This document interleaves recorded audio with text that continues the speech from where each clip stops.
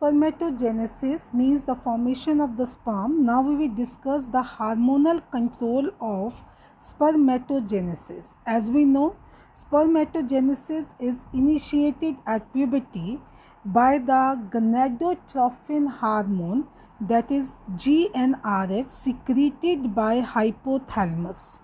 With the increased level of GnRH, it stimulates the anterior pituitary, which secretes the FSH and LH.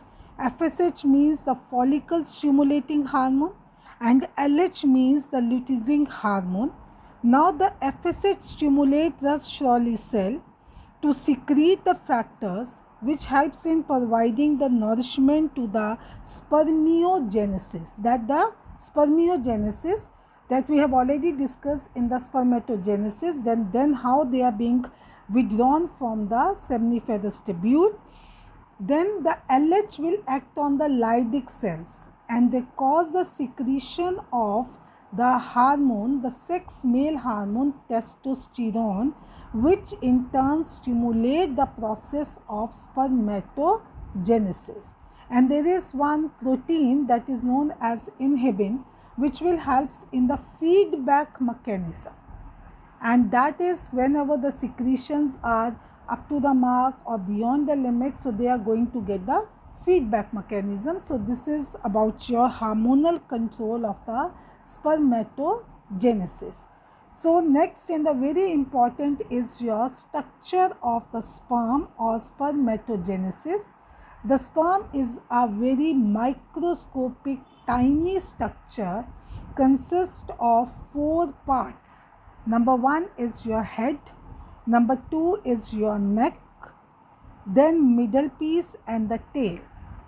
So when that is the dedifferentiation takes place, that is the spermatids are metamorphized into the sperm, so the various organelles are being changed into the parts of the sperm. So the first you can see here the head portion में, that is a crown of your sperm is acrosome, and it is being formed by the metamorphosis of the organelle known as Golgi bodies. So the head is the enlarged end of the sperm containing the haploid nucleus and with the condensed chromatin material and capped with, or you can say the crown with the acrosome, and they contain the hydrolytic enzyme that helps in dissolving the membrane of the ovum for fertilization. This is very important. What is the role of acrosome? That is helps in dissolving the membrane of the ovum for the fertilization. Next comes your neck. It contains the proximal centriole necessary for the first cleavage division, and then we are having the middle piece which contains mitochondria that provide energy for the movement of the tail, that facilitate the sperm's motility, providing the energy essential for fertilization. The last part is the tail.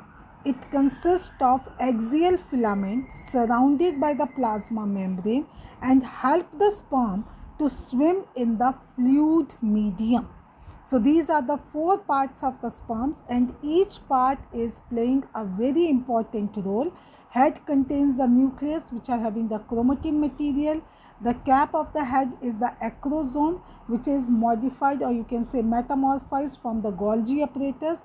They are having the hydrolytic enzymes which dissolve the membrane of the ovum for the fertilization so that they can penetrate inside the ovum.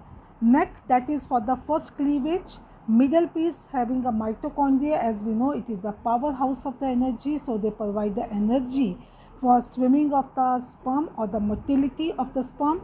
Tail, that helps to swim the sperm in the fluid medium.